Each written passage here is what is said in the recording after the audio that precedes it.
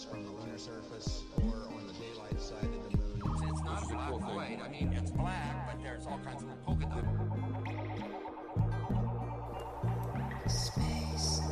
Okay, a couple minutes late. It's 9:33 p.m. Mountain Time. This is Chief Crow and the Flat Earthworms. Space is fake AF, which remains true. Antarctica is flat. Maybe it's curved. I can't tell you. I've never been to space. And space, insofar as it's been depicted, is a cartoon. We do live in a literal Disney universe. Welcome to Planet Netflix. And we've had a lot of overlap lately. Like glaringly obvious examples of predictive programming, where we're predicting the predictive programming with regularity here. Like we know what's going on. You know, I was listening to a podcast earlier, and it seems like Candace Owens has really kind of caught up on things. She's up to speed on all the fringy stuff, but she never calls anything fake. But she's kind of now the standard bearer for crazy. She's like David Icke and Alex Jones rolled into one, a totally manufactured Poe. But I appreciate her existence because anytime they call us media skeptics crazy, we can just point in her direction. She gets a lot of stuff right, though. But what they get wrong is what they omit. These clever types like Bart Sibrel, they lie by omission. They'll say, oh, the moon landing's fake. Here's 50 reasons why. But they'll never use the same level of scrutiny and direct it at the ISS like a laser beam, which would just take it down in the minds of the believers. Joined by Let's Go, LAC, Frank Murr, 144,200. This is crazy. That name is very long. There should be a cap on it, like they used to cap tweets. Dinah South, Truman B., Serene, randomly caught alive. I'm going to try to maintain a schedule. It's just that I decided to fund this whole operation through publishing and art, which was my intention for a couple of years now.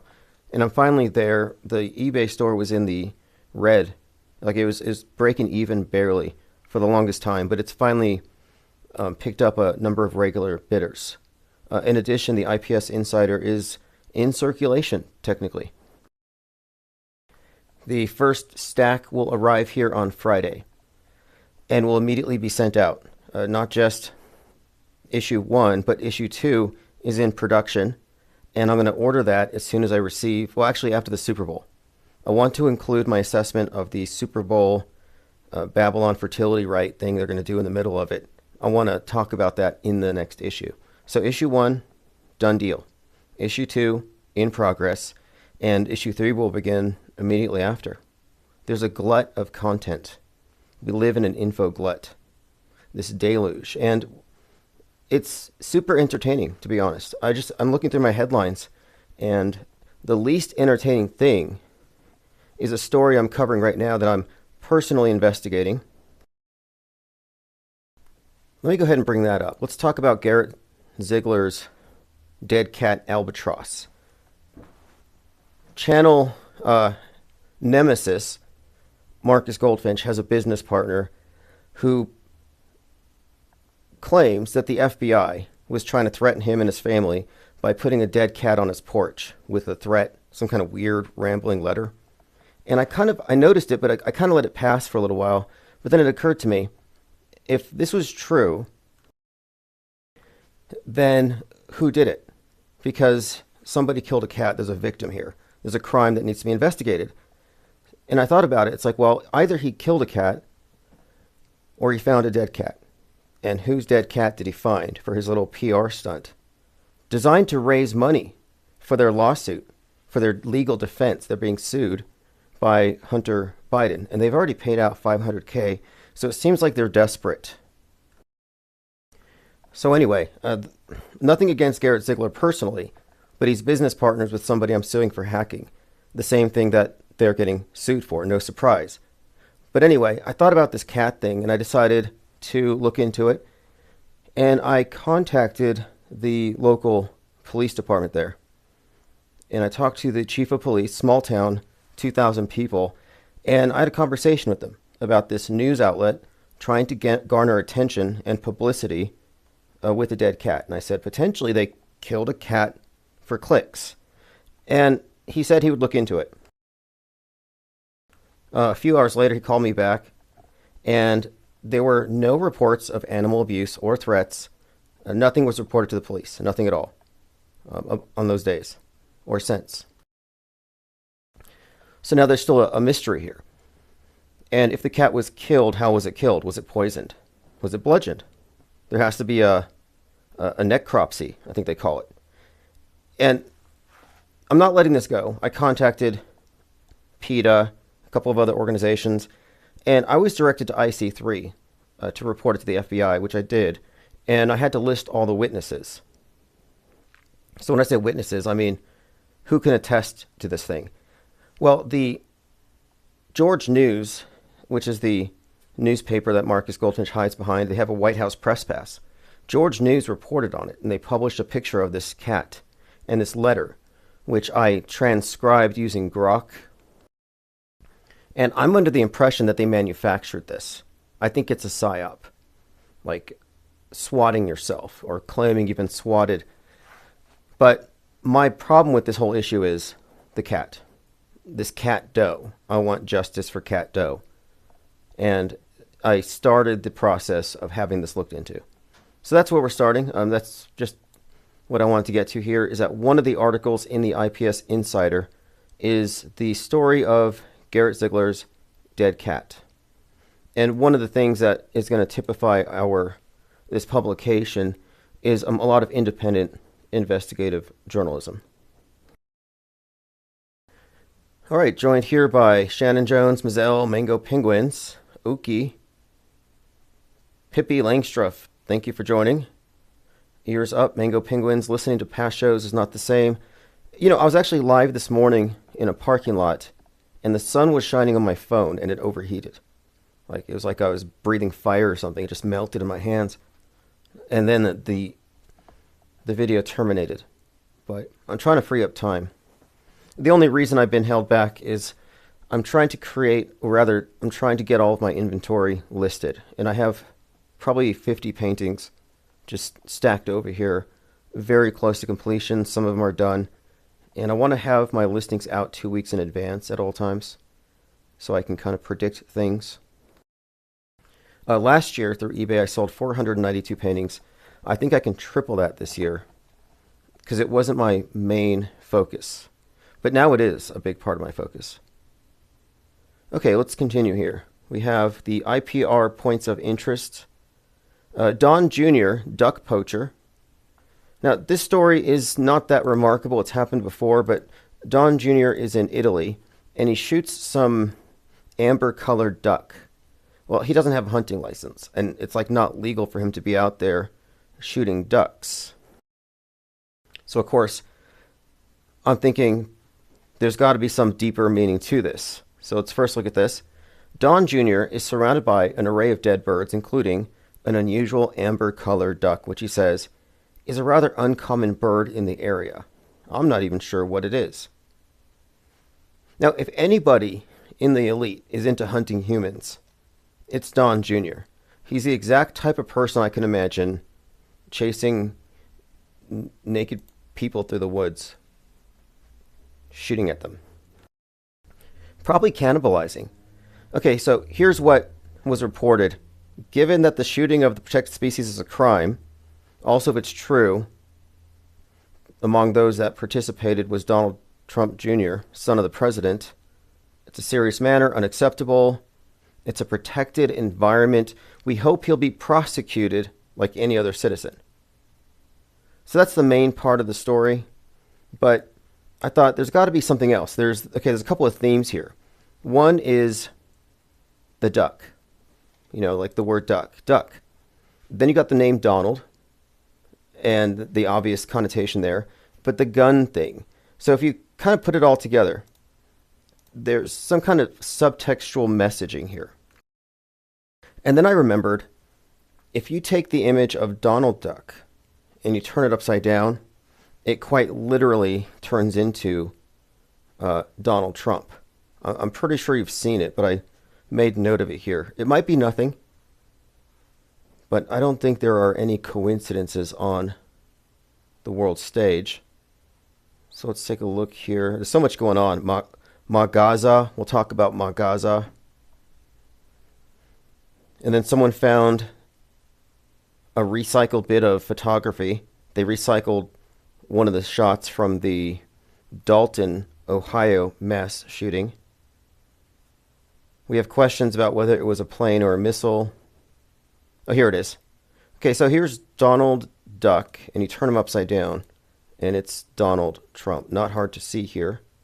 This is not pareidolia. This is just very sophisticated predictive programming. Verkgen says, where can I get the new publication? It's going to be sold through all my sites. I'll have a link. And of course, you're going to be getting a newsletter as soon as it's released. I'm not going to be ordering big quantities right away, but it's going to gradually increase depending on how much it costs to ship everything. You know, shipping is the main limiting factor here. It's expensive. But, oh, by the way, you know, I've been hit up by a lot of anti-vaxxers and stuff. If you want to send me cult literature, my P.O. box is posted at the main website. Go to infiniteplainsociety.com or ips.monster. Mango says, I watched 2001 A Space Odyssey the other day. It's like seeing it for the first time. What a trip. I may have to watch it again through Otto Hoaxer's eyes because we frequently cite Stanley Kubrick's work, and I'm doing a deep dive on Chartword's analysis of Stanley Kubrick's work in the service of government mind control. You know, Kubrick is one of the directors of the 20th century and 21st. His influence is still being felt. We're still living in Kubrick's vision in many ways. And I think Space Odyssey is a key to understanding all of it. It has to do with the monolith and the merging two into one, the merging of our lived experience with the screen, the monolithic vision by the worldview monopoly, which we're all just born into, more or less, but it's your internalized Truman Show. And the name Kubrick, I mean, there's so much about Kubrick you can talk about. There's this whole area of research, Kubrickology, they talk about this all the time, but it would be a mistake to look at him as the only metascriptor. Or see, the thing is, the people who notice that Kubrick revealed stuff about Apollo 11, they seem to think he's some kind of a whistleblower, that Eyes Wide Shut, he was revealing that the elite are a bunch of creeps that run around in masks in their big mansions. But they never really get to the real purpose of his work. They seem to think he's a whistleblower, and they silenced him because of his revelations, but they're missing how much of his work foreshadows other events. In other words, it's not just looking back at Apollo 11.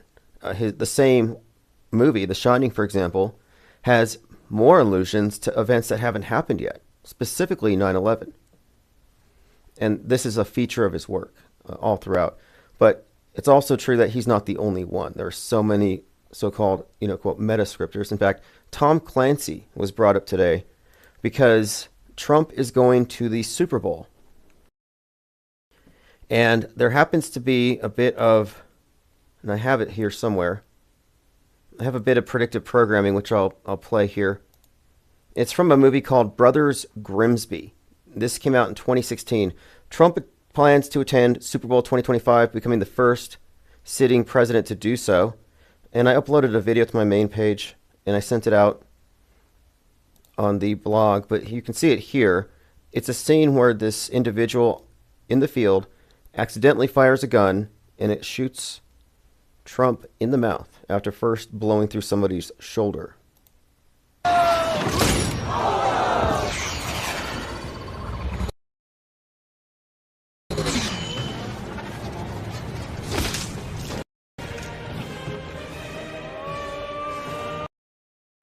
As you can see, the bullet goes into Trump's mouth. I don't know the full story. I haven't seen the movie. I don't plan on watching it. It looks that bad. American Father says, Millennium Hotel near the World Trade Center is the Black Monolith. More than meets the eye is their slogan. Well, I alluded to a Chartword, and his contention, and I plan to show this on my deep dive, is that the Monolith Hotel down there at Ground Zero is alluded to in 2001: A Space Odyssey when they show the monolith unearthed on the moon, and the excavation zones look the same. The ramp looks the same. So Apollo 11, 9/11, ground zero connection right there. And then I think there's also the case that if you look at the Hilton logo, because it's a Hilton monolith, it looks like twin towers with the flight paths, the planes going into it. Not a coincidence. But I'll go into detail about all of this on the upcoming deep dive. Thank you, Marcel. He came in here with a box of the titanium blue wrenches.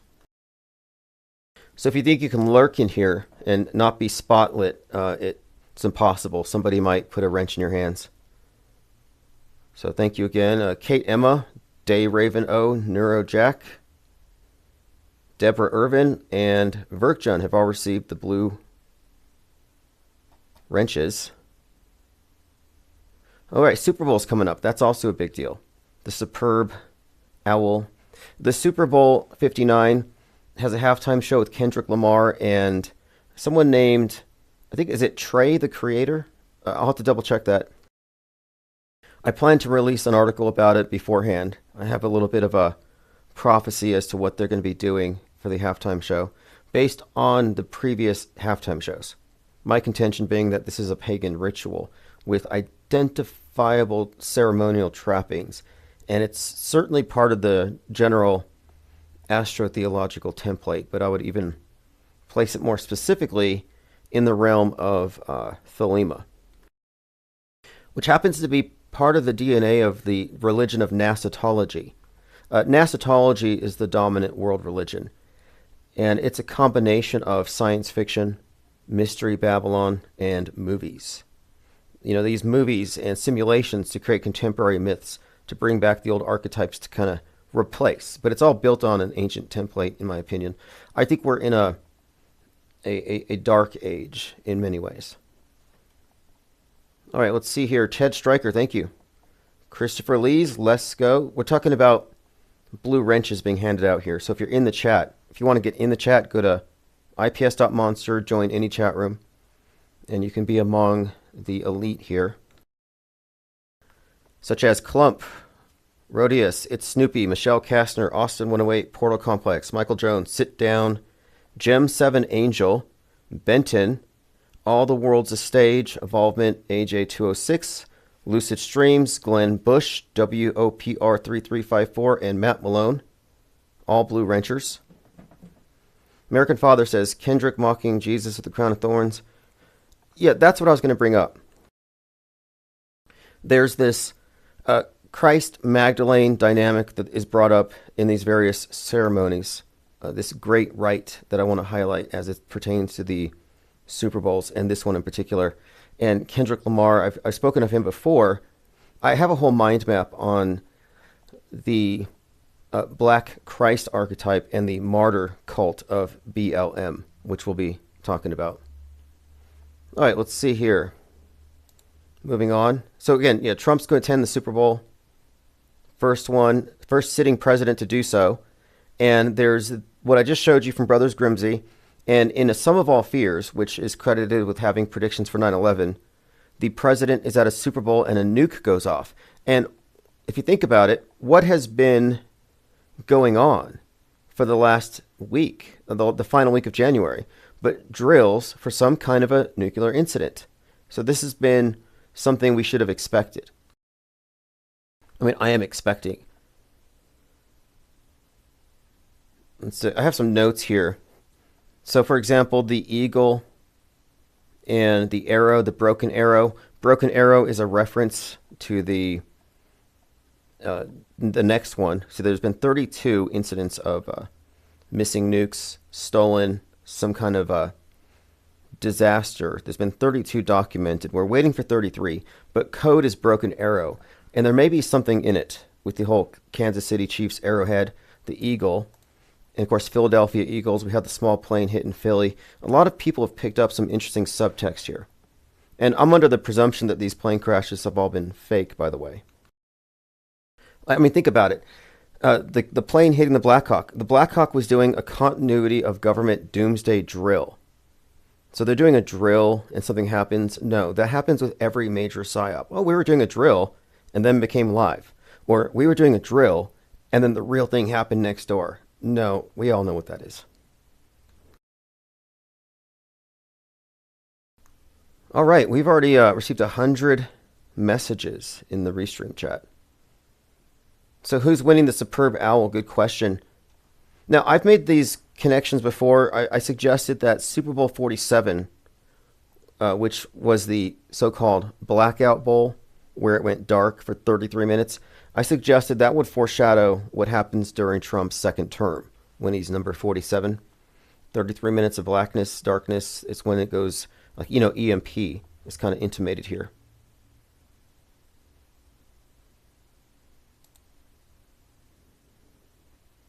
Going through your comments, I have a lot of comments. Okay, so Lloyd Miller says, they're making an attack on air travel, which is part of the green agenda. Air travel uses too much oil and increases CO2. Yeah, I should mention, if you believe in climate change, you shouldn't fly. If you believe in chemtrails, you shouldn't fly. That doesn't leave very many people, though. It's like one or the other. And if you opt out of both sides hate your guts. Lloyd Miller also says, I'm not concerned about whether events are faked or real. I'm more interested in having the correct theory as to what the ruling class is trying to achieve by faking it, maintaining existing divisions or promoting societal evolution or transformation in a particular direction. Valid point there. I think it is important to note that it is more fake than real. And if you downplay the fakery, you're missing the point. If you're not auto-hoaxing the media, whether you're mainstream or alternative, I mean, if you're not skeptical, you're wasting your time. You're just being indoctrinated. You're being programmed. To address his comment, though, I would say that they're making it look like they're advancing some crazy societal evolution, progressive utopianism. But at the same time, you have the other side pulling towards the MAGA, the idealized past. And MAGA is more pronounced and open about it now. They just want to go back before civil rights, before feminism, before the Civil War. And then the progressives want to go into something brave new world. And they want this tug of war, but no side's going to ever win. It's the tension they create. It's not going to end. It's the perpetual war. So might as well stop caring. A drag queen at bar in New Orleans simulates assassinating President Trump. Now, I haven't been able to corroborate this. Somebody said that the bar was called Oz, and the shooter does look like the witch from the Wizard of Oz. And why this is significant, if you've seen Wicked, the witch has some antagonism toward the wizard, and at the end, she flies away while blasting the Emerald City, and it goes dark. Like an EMP. And it even looks like an EMP, like electricity in the sky behind her and everything. So I'm thinking, Emerald City is a Seattle reference. So I'm not quite sure, but Wicked Witch shooting Trump.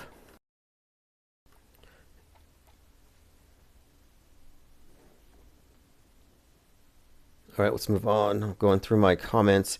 Need military and crash survivor role players. So role players will replicate friendly and enemy personnel survivors of a plane crash. Your work hours will range from 1 to 4 hours each day. You'll be needed February 2nd to 6th around Dugway Proving Grounds. Interesting. Role players will be paid a daily rate plus meal allowance. Transportation, be over 18, authorized to work in the U.S. Former military service, highly preferred. Military crash survivor role players. Well, before the plane hit the Black Hawk, they were doing water rescue drills on the water out there. And as Irrational Exuberance noted, the photograph, the still shot of the drill, happened to look like the cover of Flight Risk with Mark Wahlberg. Very strange. All these strange coincidences. But anyway, crisis actors wanted. I think that if you were to apply regularly as a crisis actor, at some point, they're going to contact you. Somebody will find out, okay, this person's trustworthy. They're going to size you up. They're going to look in your background. and they're going to maybe say, hey, do you want to make a little extra money? And then maybe you get into the big leagues. Like David Hogg's in politics now. He made it all the way. I have this video of David Hogg. It's a compilation where 1 minute he's like he's hiding in a closet during a shooting, and he says it's like 2 something in the afternoon. And then later in a separate interview he says he was at home during the shooting, but he jumped on his bicycle and raced over to the school to cover what happened. 2 conflicting stories. I know, but that's another thing that is interesting here. We talked about Kubrick and the 2 into 1. When I talk about this, I mean the merging of fiction with reality in our minds by merging the news with manufactured news, simulations. The 2 into 1 in the movie, it's the sun and the moon, the whole eclipse thing. And I think that's what we're looking at. The world stage represents the merging of the 2. And here you have a fictional character put into the news in a simulated event, and now he's like stepped out of the screen, and now he exists. He will go down in the history books as a real person, no matter what. And this is an important point, because someone like Donald Trump is just a glorified crisis actor. I mean, he's a great crisis actor. He's actually a competent magician. He did a great magic trick on 7/13/2024. But these are essentially creations of a production company I call the PSYOP Entertainment Complex. Real people playing out these historic roles that have been written for them in advance. I mean, look at Elon Musk. I mean, that guy might as well be Truman in a Truman Show. But he's something of a witting participant. I read somewhere that he doesn't even have the security clearance to go backstage at SpaceX. Like, he could be a Truman. And he might not even know that space is fake, which would be hilarious. Druth says, what do you think about Trump pulling out the chair for Benjamin Netanyahu and the U.S. occupying Gaza for Israel? Yeah, Ma Gaza. Trump promises big things, but it's usually a bluff. It's called future faking. Manipulators do it, and authoritarian dictators do it. Cults of personality, cult leaders do it. So they promise you heaven. And of course, he's going to make all these promises. Oh, I'm going to get rid of the deep state. Yeah, I'm going to chop the heads off all the Democrats, especially Hillary Clinton and Obama at Gitmo. I'm going to save the children. They make all these promises and it never comes true. But people never learn. Joined by Erto. Thank you for joining. Gondola Wish says, Gene Rosen is a fantasy or most, a dream that will never come to pass. Well, most of the actors we see are terrible. I used to say they all graduated from the Gene Rosen School of Crisis Acting. But crisis actors are becoming less and less relevant. These bigger stories are driven by celebrities, 1, and then 2, they can be replaced by AI, not just individuals with bad histories working out deals with the feds, which is usually the case. I mean, I don't think you can just apply to be one. You have to be integrated into the system. By the way, there are many violent threats on Blue Sky targeting Elon Musk. I mean, these are psychopaths. You don't need Pose on the left. They are quite literally crazy when it comes to violence. But there's a whole bunch of posts here. A lot of people are mentioning Luigi. I've seen Luigi Mangione shirts for sale at the mall. Like, it's no big deal. But when I mentioned that movie, The Madness, it came out, #1 movie, I watched it because I said, this is going to tell us about the future because it's propaganda. And it did, in fact, have the whole scenario of the CEO bad guy getting shot. And I connected it to Musk way before Vanity Fair did in their review. People are months behind my review of this movie because that character, the CEO in The Madness refers to the mind viruses that he finances that cause people to turn politically violent. We're talking about what I call Disease X. So this billionaire is financing racist Nazis to pump out propaganda in order to incite violence throughout society. That's The Madness. Well, he gets killed. And the whole point of the movie is the main character shoots a bad guy and nobody cares because he shot a racist who is, big on the internet. So the neighborhoods protect him. Just like There's some article I saw where they were saying that if Luigi had only escaped to Seattle, he would have been protected. And that is the attitude. So this demonization of Musk, and Musk being this close to power and the damage he's doing with Doge, all of this was foreshadowed in The Madness. Because when the movie came out, he was still kind of just goofing around, acting awkward around Trump, but now he's in this other mode where, yeah, he is incurring the wrath of the left, and this is all by design.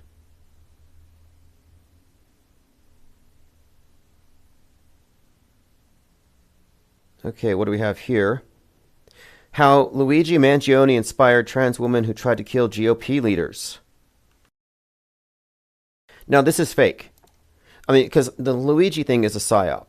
And you can prove it's a psyop if it's all story, no substance, ready-made political agenda, and they already have a movement built around it. And we said at the time, this is going to wake up the lefties to start rioting. And there's already plans for protests in 50 states.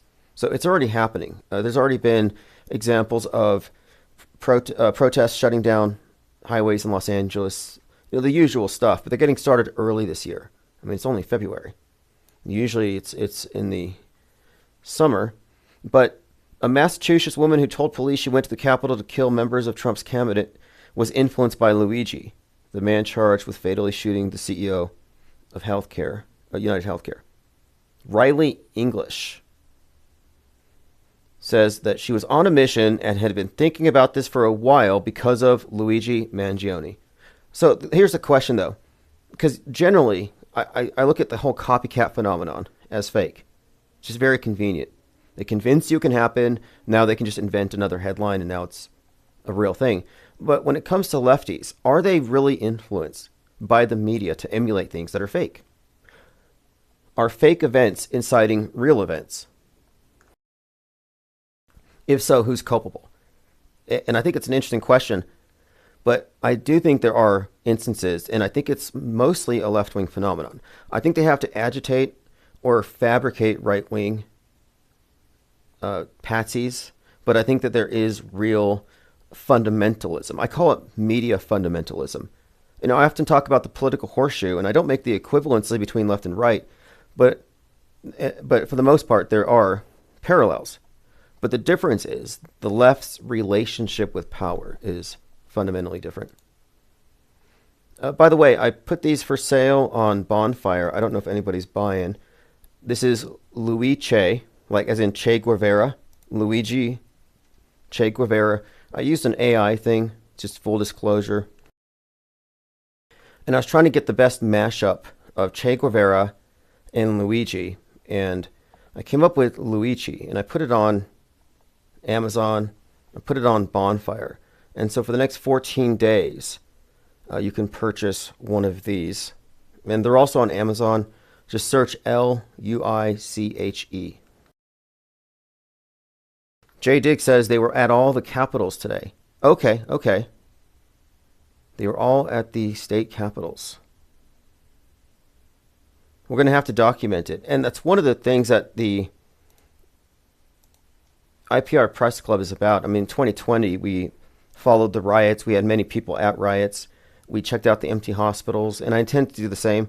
In fact, just an update, a couple status updates here. So the tabloids going into circulation and the new press passes have been ordered.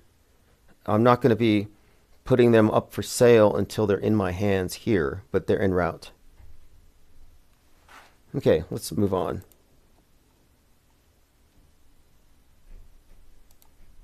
So I'm seeing a lot of people being very skeptical about this Trump event. A lot of people. And it doesn't matter in many ways, because if the people who are noticing it's fake are still in the alternative media box, then it doesn't matter. If you're in the sea of irrelevance, something that's true gets drowned out. That's why I say we have to keep our quarantine. We have this raft, and we're in agreement, at least in terms of how we process media, in a very active way, suspending judgment. We have a methodology here. We don't want to just let every hysterical conspiracy theorist on the raft. We would be outnumbered and we would sink.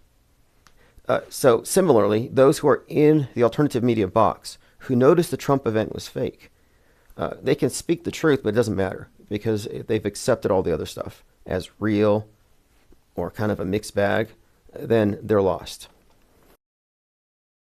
So anyway, JB Thinking said, remember at this point in the stage production, they supposedly had no idea if there were multiple shooters.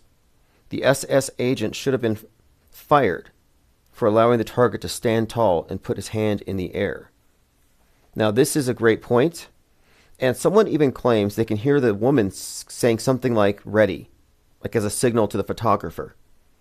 I've already pointed out that this photograph is based on the Braveheart cover, and they called him Braveheart in the New York Post right after. It's just too perfect, and the Mel Gibson connections go deep. You know, he directed Flight Risk, which I just alluded to a little while ago, and he's huge in the Q community. He's Trump's ambassador to Hollywood. He was connected to the Burning House psyop. He's been on Rogan, so obviously he's part of the big production. But this is obviously staged. And I said here, if you think the shooting wasn't just a magic trick and possibly the greatest PR stunt of all time, then you are a caveman. And by caveman, I mean Plato's cave. And if you still believe the news, you're in Plato's cave, you're a caveman. And I'm not trying to be offensive, but, you know, in the beginning of wisdom, I think it's Confucius or someone, is to call things by their right names. And, you know, if people still have their heads in the box, we have to define it. That's why I say we have the MSM, MSM plus, whether it's Woketown or Trutherville, and then you have the subtractive view, MSM minus. There is a box and there are subsets. You're not outside of the big box just because you're alt media. That's one of the biggest tricks. So Trump orders Iran obliterated if it kills him. Wants Palestinians out of Gaza. He wants Iran obliterated if it kills him. It's like this is all getting really intriguing here, considering the plan to attend the Super Bowl. And I had even suggested that the second shooter, now if you recall, after the shooting with Thomas Matthew Kirk, he's on a golf course and Ryan Routh is there. Ryan Routh, who had been on TV previously on BBC, just like that guy who drove the truck through the crowd. I mean, even Thomas Kirk was on a Blackhawk commercial. But anyway, with regard to this, so Trump is on the golf course, there's a shooter in the bushes, and they stop it. Well, the Time magazine from that month on 9/11 released a cover where Trump is in a sand pit, and it says, Trump's in trouble. There's a big red flag behind him, which I think is a reference to red flag laws. But anyway, the shooter's name was Ryan, and I said at the time, it's an interesting kind of an anagram for Iran, and Iran had put out a video where it was Trump on a golf course targeted by a drone. So I kind of thought that Iran has been in the picture here for some time. Now, just an update here again, since we're talking about Sum of All Fears, Trump at a stadium, a large-scale nuclear training exercise to take place in New York. Public need not be alarmed. So it's just a drill, just like the drill they were doing with the Black Hawk helicopter. Now, I don't want to spend too much time on this, but I'm making it a point to go through comments. And Flat Bob wrote me to say, this is kind of a tangent, kind of a parallel universe here. We're going into a different timeline. If, this is Flat Bob, it was Berenstain Bears, not Berenstain. I don't care what anyone says, I'll die on this hill. I absolutely know for 100% fact it was Berenstain. I used to be an amazing speller. I made straight A's in school. Spelling was my strongest subject. I remember staring at books for dozens of minutes at a time all year long. I always got tripped up because I was sure that's how it was pronounced. I knew how to pronounce stain. So if it was spelled A-I-N, I would have known. Berenstain. The E-I-N threw me off because that's how it's not pronounced. I know for sure it was Berenstain Bears. My 2 cents. I think I just had a Mandela effect because the first time he wrote this, he said, I thought he said that I will die in this well. But no, he said, I'll die on this hill.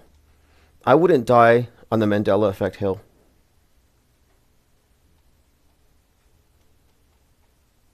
I mean, there are worse hills to die on, but that one's been roundly debunked. But some people feel strongly about it, and I will say this, to Flat Bob's credit, he does in fact believe. He does in fact have that memory. I will not deny him. He does in fact have a memory of it being Berenstain. He does have a memory. But here's the trick, and this is how it works. When you recall something, or somebody asks you to recall like an old logo or something, your original memory is actually affected. It's changed. It's altered by the more recent recollection. And the context of the recent recollection can affect the previous memory and oftentimes replace the previous memory. This is the reason why so many people get locked up for faulty eyewitness testimony. It's called the misinformation effect, and it can be artificially introduced through propaganda, through the interrogator bias, and through Mandela effect proponents who present things as this binary of, do you remember this or this? So what's happening is you're actually imagining something while simultaneously remembering it. What you imagine replaces what you remembered. So you actually create a false memory. So now your memory of Stain is real, but it actually comes after Stein. Your false memory replaced your first one. It's an easy mix up. It's like somebody reaches into your head and just mixes up the files in the filing cabinet. It is a big mind F. It is technically gaslighting. Trump made Mel Gibson the head of the LA rebuild, almost like the movie Mad Max. Ooh, good one. Good one. Very metascripty. Very, very much. And Mel Gibson has always been the conspiracy guy. He did the conspiracy theory movie. He got pulled over drunk once and he ranted about Jews, if you recall. So he's always been that guy. And that is his role. He is a skilled director. I mean, I'm not taking away from their skill, their movies, but it's in the service of Psywar. Top picture is Philly. The bottom three are from missiles. A lot of people have pointed this out. Now, I want to know, when it comes to these psyops, when it happens in your place of business, you're obviously working with the government. So, for example, you had Patrick Crusius shooting up a Walmart. Well, every one of these Walmart cameras would have recorded it. You'd get to see him changing into cargo pants, if you remember that continuity error. But we never see that footage. We only hear what people say they saw, but you never see it. And I would have to conclude that that company is complicit and they're allowing their facility to be used for a, quote, drill, for an event. They're completely in on it. And therefore they're getting paid. So I look at a photo like this and I wonder, Macy's, Ross, Sprouts, like, are they in on it? Are they getting a cut? Since their signs are front and center, backdrop where the plane hits.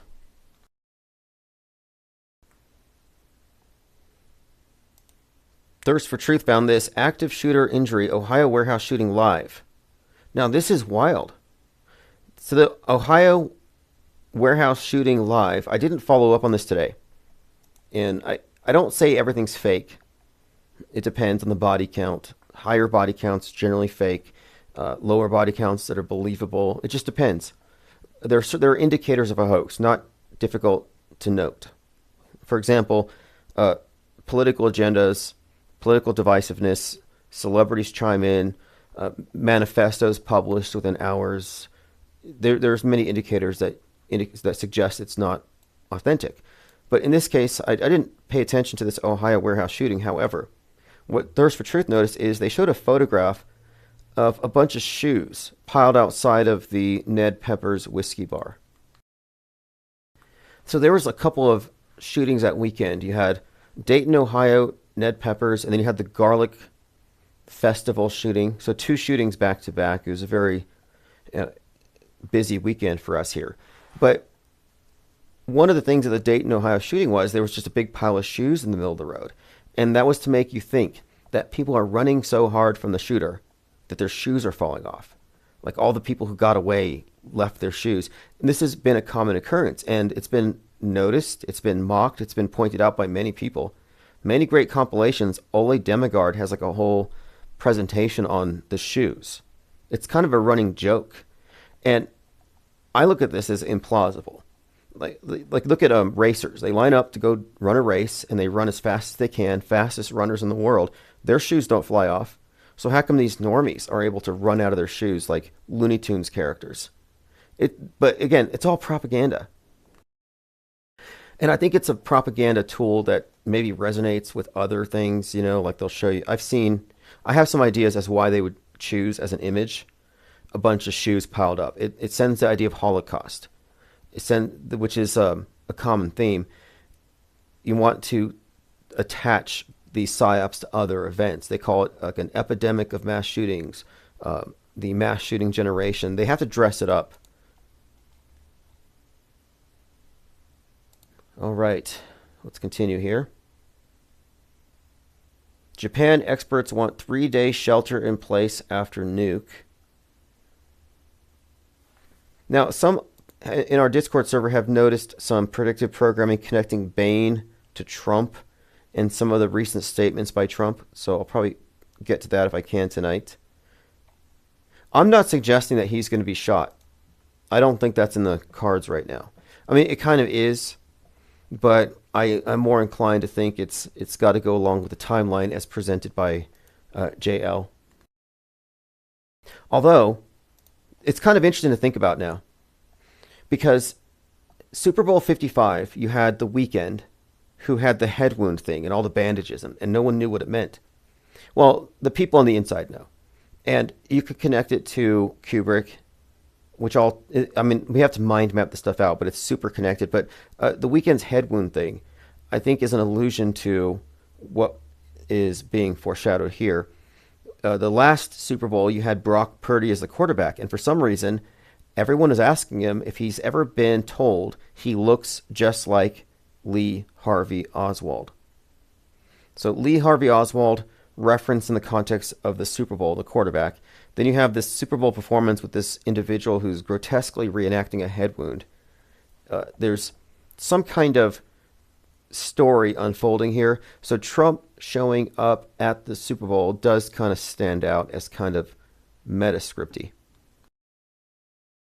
Oh, by the way, if you haven't seen the video for Dawn of a New Day by One-Eyed Jack and the Shells, I highly recommend it. I posted a link in the newsletters. And I sent it to the AI Film Festival. They have an open call right now for videos between 1 and 10 minutes generated with text to video. And this is text to video, so I submitted it. We'll see what they think. And I did use text to video to generate some of the cartoon elements, like the magic bullets flying through the air. Lucid Stream says soul equals soul. Oh, like, yes, interesting. Yeah, there's some significance to single shoes as well that has been noted. Nicholas Fuentes, and I don't know why anybody pays attention to him. I'm pretty sure I blocked him like 50 times, but he's being force memed. It's like they beam these things like into the back of your skulls through your eyes. They want this seared in your consciousness, like these characters must matter to you. Anyway, Nick Fuentes said that when Netanyahu gave Trump a golden pager, that it's actually a death threat. If you remember the exploding pager psyop, which is all fake. But anyway, that is kind of interesting. I see a lot of talk along these lines. Let's go ahead and just watch for a minute here what we've discussed before. These actors who merge with the real world and then become more important than us. This is one such individual. I'm just going to let it play through. It's not a long video. This is put together by Brad Zerbo. And you're just going to hear conflicting stories, like wildly conflicting stories. His father is a retired FBI agent, so he recognized immediately that this was a gun. This wasn't firecracker. This wasn't firecrackers. This is something too. It wasn't firecrackers and it wasn't a drill. And he mentions that they were doing fire drills that very morning. Anyway, let's go ahead and just play it. It's a little bit of a flashback. This wasn't a drill. His teacher ushered him into a closet as the shooting was taking place. He thought to himself, if he and his classmates die in this closet, what would their stories be? what would we know about them? So here's what he did. So right now we're in a school, an active shooter. So he's doing interviews in the closet during a shooting, which would probably get them killed. Very dumb move. But again, he was ushered into the closet when the shooting happened. Now here we go to a separate interview at his house, and they ask him to describe that day. And his description is wildly at variance with that. Let me pull this up here. There's a 4-minute video here. It just goes through all the different versions of it. But here he specifically says he was at home when it happened, and he had to take the bike to get to school. So which was it? Did your teacher usher you into the closet, or... Got my camera and got on my bike and rode as fast as I could 3 miles from my house. So he rode 3 miles to the school from his house on his bike when he heard the gunshots. So which is it? And those are stories that are so different from one another that I don't think you could possibly suggest that he just misspoke or he misremembered. Like, these are just way too different. Is Russia gearing up for space war? Russia is preparing to leave the ISS at the end of the decade, but faces hurdles in building its own replacement. Since 2022, Russia has launched satellites with clear defense applications, including reconnaissance, electronic warfare, early warning systems, anti-satellite weapons, military-grade weapons designed to destroy satellites. Quote, space is becoming another front for the global defense competition, and Russia's not sitting this one out. Their growing collaborations, like launching satellites for Iran, suggests they're building an alliance in space that aligns with their geopolitical strategy, rather than relying on Western-led initiatives. So this is from 2 different articles. One article saying they're not going to be able to stay in the ISS for a lot of reasons. They're going to fall out of the space race. But on the other hand, for the last few years, they've been preparing for space war. In 2024, January 19th, the movie ISS came out, and it was about Russia nuking America, and it goes back and forth, mutually assured destruction. And on the ISS, they have to fight for control of the ISS. And since that movie has come out, there has been some hostilities, sort of, between the two sides. If you read between the lines, specifically discrepancies over accounts regarding a hole drilled into the side of the ISS. And then second, there have been some kind of problems with the cosmonaut side where they've had to put a hatch up separating the two. And that specifically happened in the movie. So the idea is there's a falling out between Russia and America, and the ISS is now kind of a contested turf. So just a heads up there, Space Wars is kind of still in the background.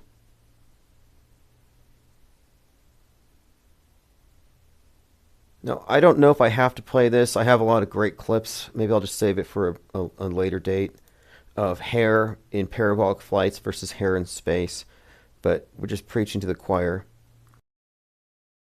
Trump says no survivors after American Airlines plane collides with helicopter during approach to D.C. airport.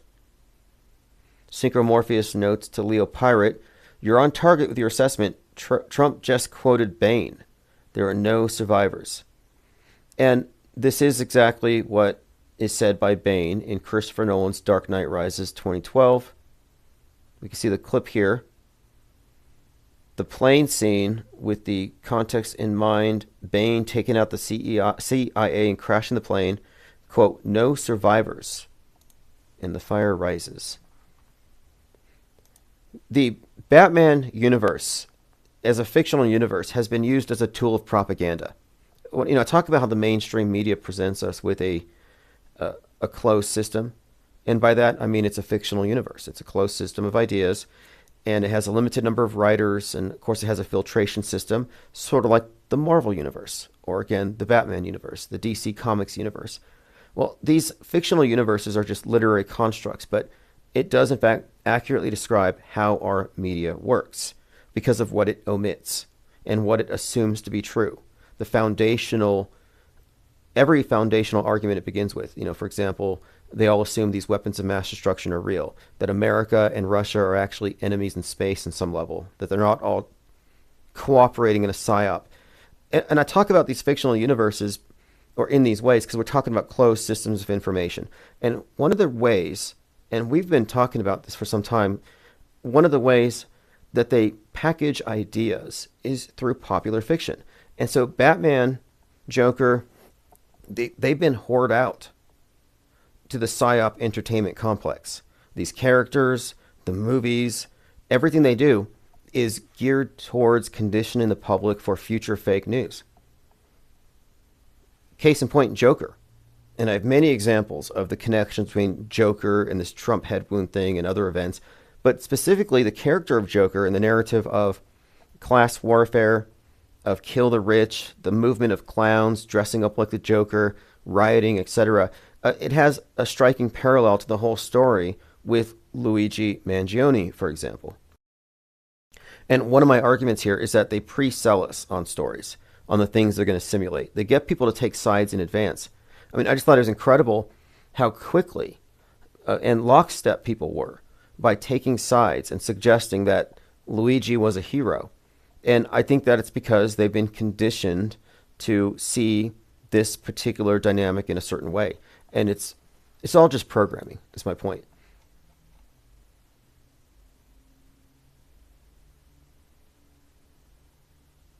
All right, we already talked about this is it. Sum of All Fears nuke clip. I'm not going to play it, but Sum of All Fears has a great deal of significance to the big story. If you haven't read Jewish Space Lasers by Mike Rothschild, he also wrote Q, The Coming Storm. I recommend it if you want to know the mainstream perspective of alternative media conspiracy. And these are all interpretations that you have to look at from their perspective. So everyone here should know what truthers think of mainstream, but if you really want to know what mainstream thinks of truthers, you got to read Mike Rothschild. Anyway, he claims here he lost his house in the Eaton fire, and he says if you want to support him, buy his books. This is an interesting one all around. I'm looking at this closely. I think he's an interesting individual to follow. But these fires, the LA fires, are just a reflection of what we were expecting, more or less, from the greater media environment, replete with all the usual predictive programming, concurrent programming, celebrity involvement, and agendas. However, it raises the question of how much collateral damage is the PSYOP entertainment complex willing to inflict. And I don't operate under the presupposition they care necessarily, but nor do I fall into the appeal to motive and just assume that they are reckless or don't care at all and therefore would have no reservations against killing people. But I'm looking at controlled demolitions in particular, and I'm not accusing this person of crisis acting. However, he was someone who spoke at Congress about the Q movement, so he's not some nobody in this arena of ideas. So I just find it fascinating that he has a particular and specific connection to this particular event. And I'm not calling it fake. There has to be some nuance here. And I think we have to be steadfast in rejecting low information disbelief, low information non-belief. You should know why you don't believe something beyond just a hand wave or incredulity. You have to at least make an effort to understand the other side's perspective on your side. That's why I recommend his books. Not saying that I agree with anything he says. He's got tremendous blind spots, and he's a mainstream media fundamentalist. But to understand the compartments, I listen to Woketown podcasts, I listen to Trutherville podcasts, and Normieville stuff. And you can appreciate that these are all different vantage points. And none of these vantage points ever address or even acknowledge the big elephant in the room, which is media fakery. Visual lies. I mean, it's just unbelievable. It's inescapable. It's incontestable. People are not ready for it. All right, let's see here. Let me scroll through my IPR points of interest. Yes, Trump orders Iran obliterated. If they kill him, he'll be at the Super Bowl. Predictive programming for Trump at the stadium getting shot. We talked about press passes en route. IPS Insider issue 1 en route, issue 2 in production. And one of the lead articles is going to be Garrett Ziegler's Dead Cat. Russia gears up for space war. Gaza. We'll talk about that. Evidence of irrelevance. Tim Pool. Tim Pool used to get swatted. Then Nick Fuentes kind of upped the ante here, and he got nearly assassinated. So that's the next thing. And now Tim Pool's claiming that he's getting threats of beheadings and worse. And this is from a Canadian. If we get annexed, we will find you. Your docs are all over the internet. We will hog tie you and blank your... This is bad stuff. And behead you in front of her. And then we'll sell her into slavery. Have a nice day, you Yankee blank. If you try to annex us, we'll behead every single one of you. You bald-headed blank, blank, blank, blank, blank. So this is Tim Pool posting a message he got from someone who goes by 1812 skinheads at proton.me. I'm saying it's a self-inflicted wound. I think he made it up. I think he wrote this up, some self-generated fan fiction, in order to make himself look like a victim. I don't believe this is true. Nobody wants to chop Tim Pool's head off. Nobody cares. I'm suggesting that the instant you start getting swatted or death threatened, I think it's an indicator that you're probably irrelevant. Especially if you flaunt that stuff. I mean, I don't know. I mean, if someone death threatened me, I'm like, okay, they're going outside of the rules. You know, they're outside of the law. They're crossing a lot of lines. I wouldn't be so flippant about posting it online. I would just go straight to the FBI with it. So I find these to be very questionable. Just like with Garrett Ziegler and company. If somebody murders a cat and has a threat and puts it on the front porch and they don't bother to file a police report, I mean, it's just a cheap way to get clicks. And I'm concerned about the cat. And as I said, I talked to the police chief there, and there is nothing. No reports were made. So my second issue now, IPS Insider issue 2, I'll have an article here, and it is going to be targeted, in fact, this article targeted at anyone who cares about animal rights and who might have an axe to grind against, Trump, because this was a Trump aide. And I think it should be a big story that somebody who worked for Donald Trump may have killed a cat for clicks in order to promote his blog, to raise money for his legal defense for hacking Joe Biden's son's computer. I don't side with Hunter Biden. I don't side with Joe Biden. I don't side with this individual either. I mean, I'm just involved in this somewhat indirectly. And I'm concerned about Cat Doe. I want to get justice for Cat Doe. This is who's going to nuke Seattle. Let's talk about this for just a moment, since history rhymes, doesn't repeat. The Base is a neo-Nazi accelerationist paramilitary group formed in 2018 by Ronaldo Nazzaro, and it's active in the United States. The Base is also what Al-Qaeda translates to, and that is the broad-based militant Islamist organization founded by OBL. So the Base and the Base.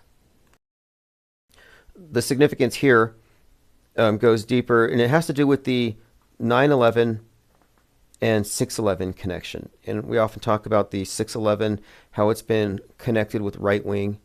They use 6/11, Armor of God. Timothy McVeigh killed 6/11. Trump was shot at 6/11, but it's been a reoccurring theme, and it even goes into the whole right-wing getting a hold of the nuke scenario. But if you look at the numbers, 9/11 and 6/11, it's an inversion. And I connect it like this. 9/11, external terrorists. 6/11 has always referenced the internal domestic threat. And I've made the connection here as well between the radical extremism in America as typified by QAnon aligned terrorists, the ones who January 6th us, and how they connect in many ways to the idea of radical Islamists. So you have the QAnon radicalized basement dwellers and incels. And these would correlate with the the ones who hide in caves, who are sexually repressed jihadists in a holy war against the great Satan. So the incel, the jihadist, great Satan, deep state, what's the difference? There's no difference.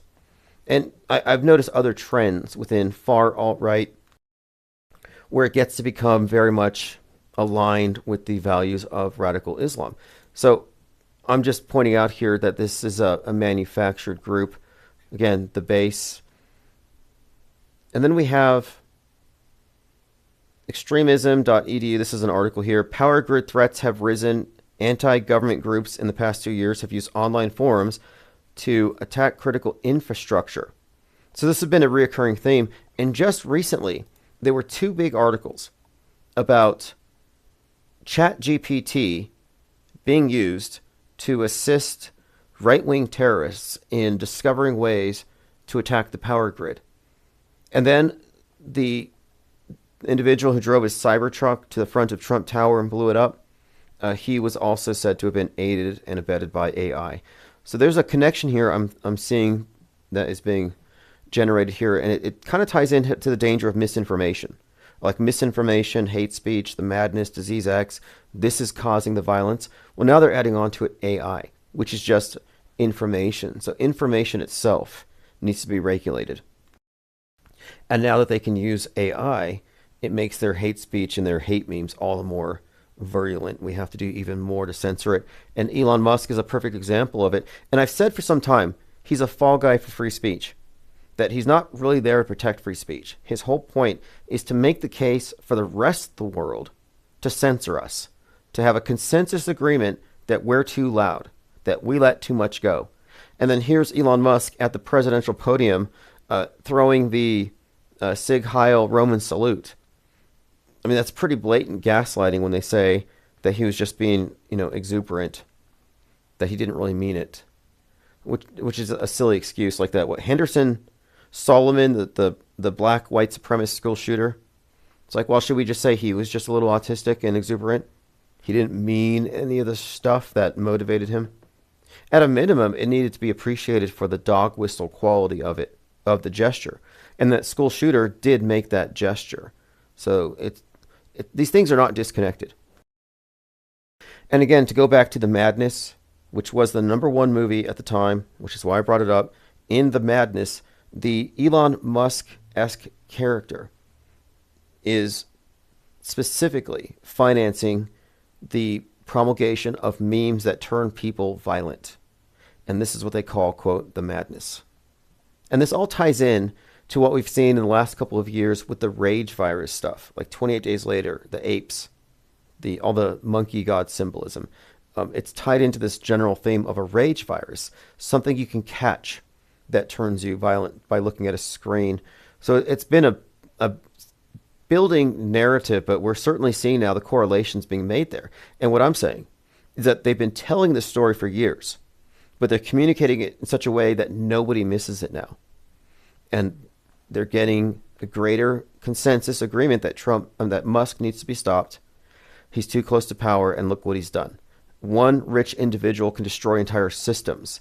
And I've heard arguments from Woketown podcasts against unfettered capitalism and billionaires and how billionaires shouldn't even exist because they're such a threat to the environment, because they're such a threat to entire systems, including cyberspace. So you have cyberspace, low Earth orbit. Elon Musk destroyed them both. Why? Well, because he's the richest man on Earth. And this is all meant to suggest that the West needs to sink, that the West is the bad guy here, that we're the outlier, that we are the disproportionately the cause of most of the problems in the world. So I say he's a fall guy. I don't think this is coincidence. U.S. Homeland Security report warned that extremists have been developing credible specific plans to attack electricity infrastructure since at least 2020.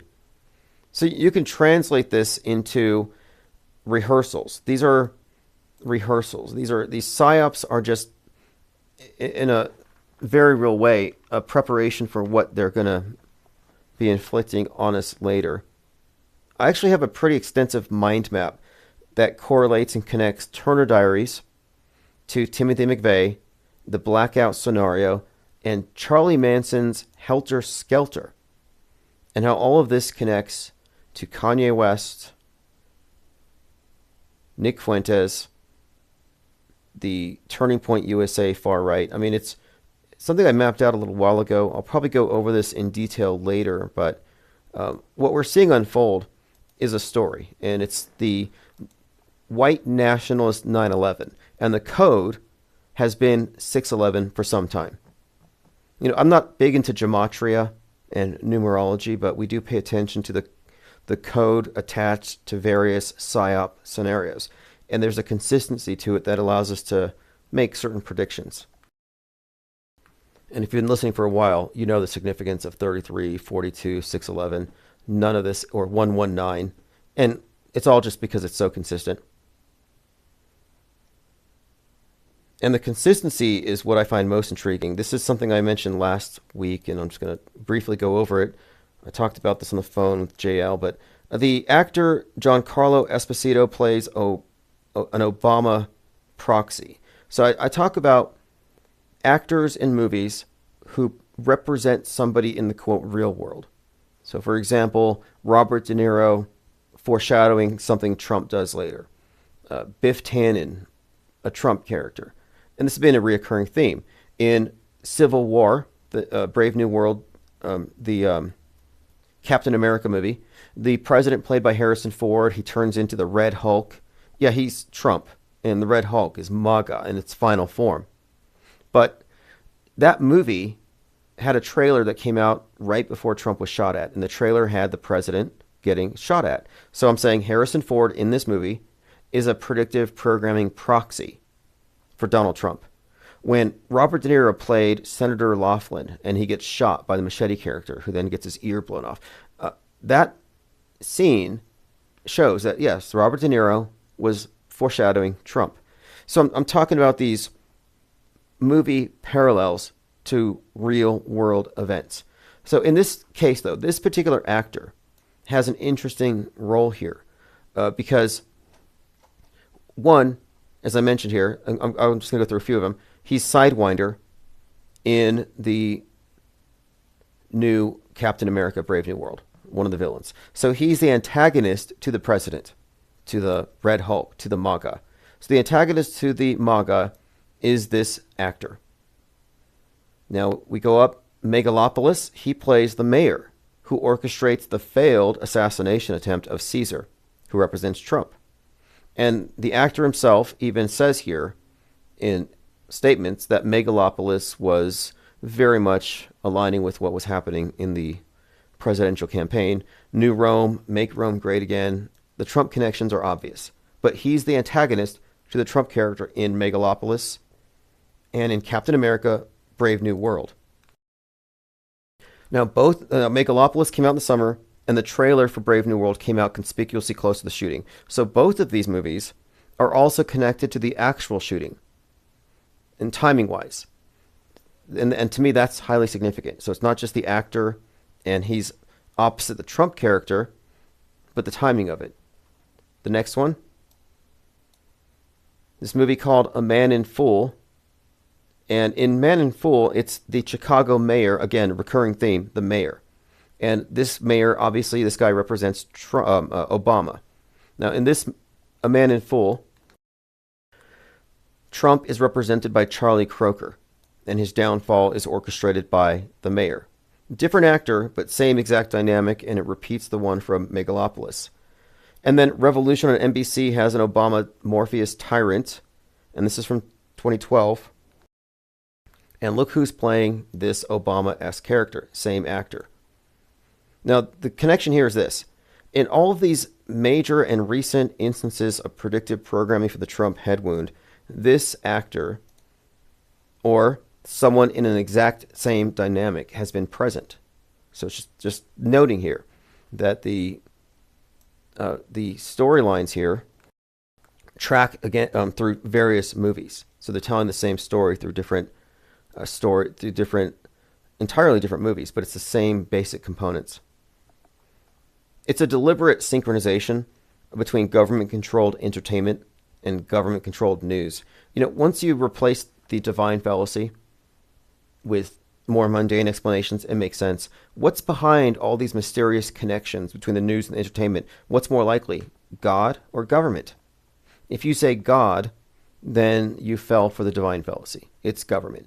Government co-opted all of the major entertainment, everything. I mean, it's ubiquitous. I use the term monolithic. It's like a monotheistic, theocratic state. Like it's one world view monopoly, one Truman Show for all that we all internalize. Tom103 says they assassinated his mafia don in Breaking Bad.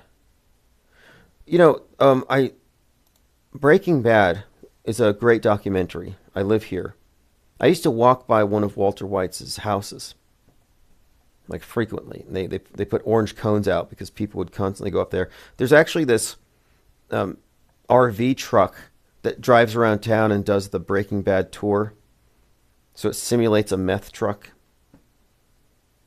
But there's a number of composites that, if you look at Trump, you've got these various actors who've all foreshadowed his role on the world stage. And he's a Frankenstein as much as Musk is. These are very complex characters. But the individual is real. I'm just saying he's a crisis actor. So we have to shatter the illusion that Trump is a rogue, that he's just a random business magnate. Like, you can't believe their backstories or their own hype. They're totally unbelievable. You're immersed in it. You're in the box. They seem real. But, in 20 or 30 years, it's all going to look so phony. Just to normies, I would imagine. Well, we'll see. Depends on how much deeper we go. I kind of think the plan is total immersion into the metaverse.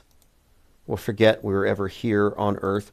Sort of like that movie Wall-E, where everyone's in the space ark because they've destroyed the Earth. And up there, the robots do everything for them, so they never have to get out of their chairs. They just stare at the screen and drink their protein Slurpees. They don't have to do anything. And they live longer, and they're just no longer attached to the Earth. And they left because of Directive 113, one of the instances of Pixar's using that specific number to refer to lockdowns. And if you remember, the president gives Directive 113 and he puts a mask on. We're talking about Wall-E. But I'm thinking they could accomplish Wall-E here on Earth. They don't need to send us into some space ark because the environment is no longer hospitable to human life.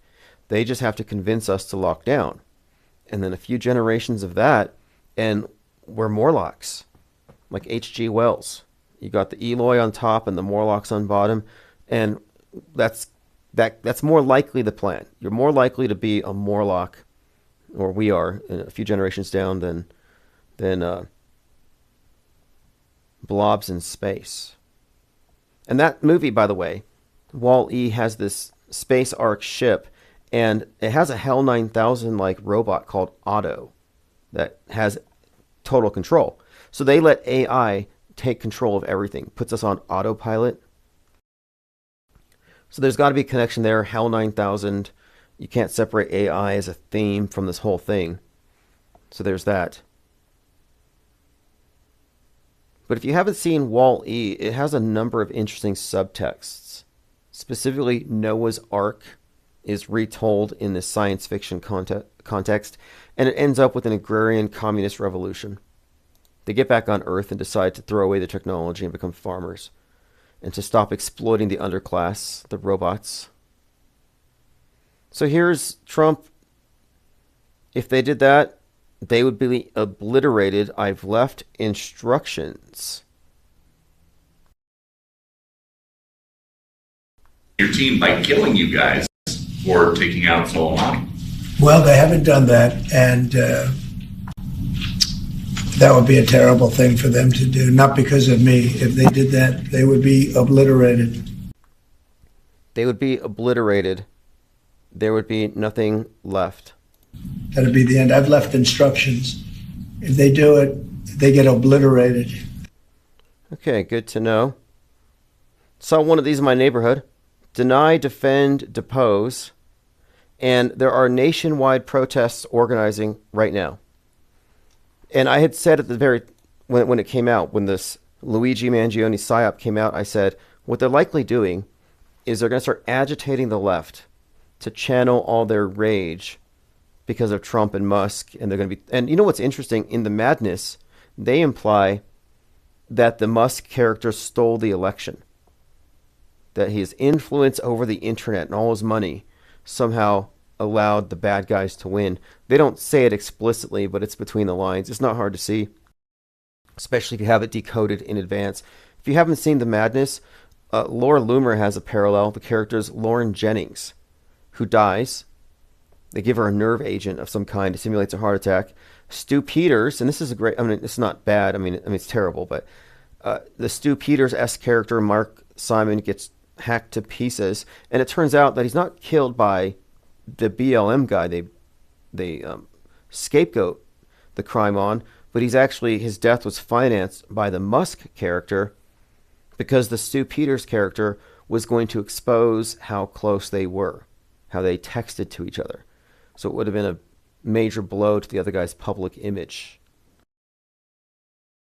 Kind of interesting. Made me wonder about the assassin going to Nick Fuentes' house, how that story also kind of parallels. Because the movie's about right-wingers and the CEO, like right-wing Nazi extremists getting killed, CEO getting killed, 3D printed guns. Luigi used a 3D printed gun. Luigi's hood, a reference to Robin Hood, which again is steal from the rich, give to the poor, class warfare. There's a lot of symbolism encoded into that whole thing. But anyway, I'm just showing you how even in my neighborhood, and I have this flyer, I was going to put it on eBay, I get deny, defend, oppose, and it says at the bottom here, no war but class war. If you recall, in the Joker, the poster said, kill the rich. Like, kill the rich was a reoccurring theme. And when he killed the rich guys, he was made into a hero. So the people that saw him as a hero put clown masks on. Just like all around the world, the people who saw Luigi as a hero started dressing like him, and they have Luigi lookalike contests. Austin 108 says, Israel Prime Minister gave Trump a golden pager after all those pagers exploded. Yeah, that does seem ominous. It just, there's nothing about that doesn't suggest implied death threat. I mean, it's got to be a joke.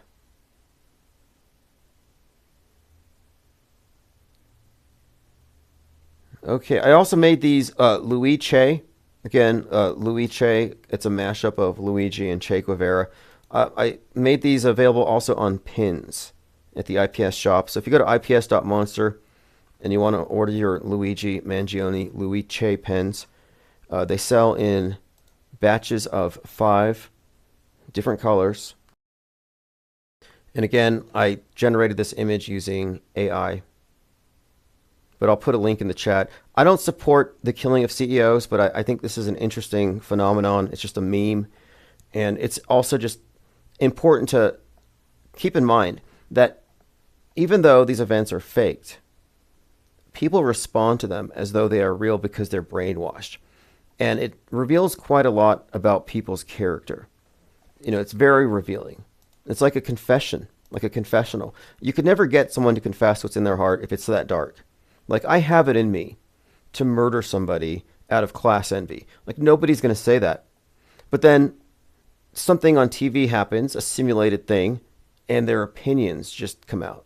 And you're like, wow, they see it's safe now to just come out and say it. Let's kill all the CEOs.